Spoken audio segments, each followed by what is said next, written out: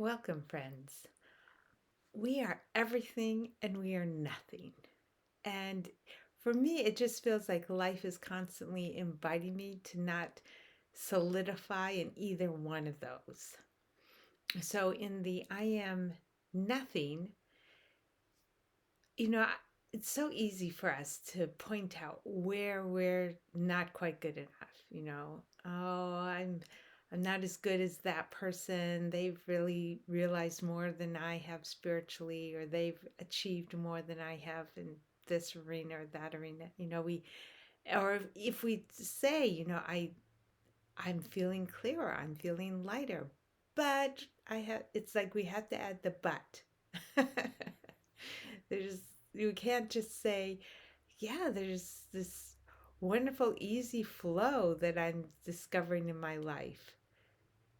We can't just leave it at that. We add in, but I still need to work on, we're attached to, I need to work on, I need something, we're denigrating, the, the nothing is becoming solidified. We have to make sure nobody thinks we think too much of ourselves. I had this amazing vacation. We did this and this and this, but they this place that we stayed or this restaurant wasn't so great, or there's a but, because we just we have to be nothing. We can't be too great. We can't be too good. We have to make sure we insert that we're not too much of something good. So the letting go of the I have to be nothing, not solidifying in the I am nothing, means that I can just own the goodness. Not own it in a like solidified way, but just in a fluidity, in a grateful, in a celebratory, flowing as the everything. Yes, I can be exactly the everything. I can be the clear spirit showing up here in whatever form that's taking. So, yes, I can say there's a simplicity here that knows there's no personhood.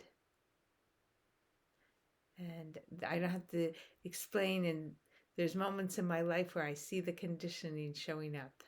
No, you don't. Obviously, I share those. I'm not trying to hide that, but it's it's a willingness to fully step into the clarity, the light, the love, the life that is showing up here. And where we put our attention, that ends up being what grows. So the willingness to own own the greatness, own the goodness, own the fullness, not as in a personhood owning it, but just as in a celebration. Yes. Whatever it is in your life you want to celebrate about yourself, or celebrate about what's arising into your life, it's a great practice to forget the buts, leave that behind, and just state clearly, now it's showing up, or this experience that I had, this wondrous, just allow it to be.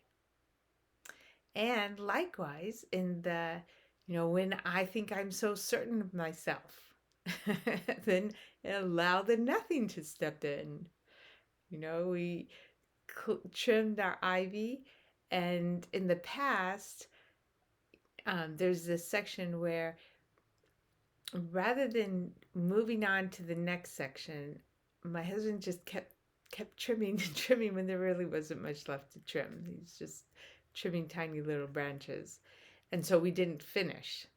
And so then the rains came and we had a trip, and so it got left half done. And in the past, that would have really frustrated me. Looking out there in our backyard, there's half trimmed, half untrimmed. When is it going to happen? Because it keeps raining.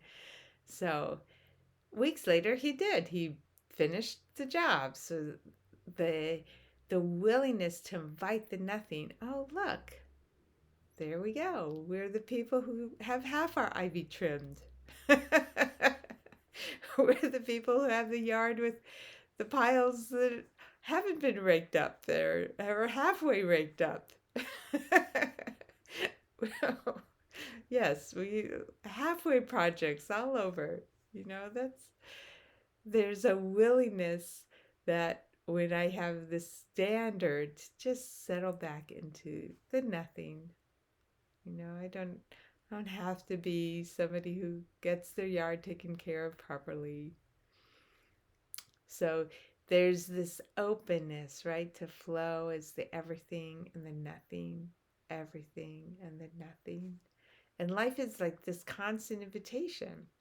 Whenever we're solidified in being what we think is big, life it reminds us and invites us back to the simple. And when we're stuck just trying to be the simple, life invites us to be the big. There's no um, static place for life's flow. No static place. We can be the kind one. We can be the one who receives kindness because we're the one who's causing disharmony in the moment. We can be the smart one. We can be the stupid one. We can be the competent one. We can be the incompetent one. Now, we can always be the everything and the nothing. And life is constantly inviting us to open and expand and notice that we are the everything and the nothing. I just find those opportunities all day long to be, the one who cooks the dinner well, the one who doesn't cook the dinner well. Guests come, and there's a smoky kitchen. I'm turning on the fan. I'm the everything, I'm the nothing, right? There's just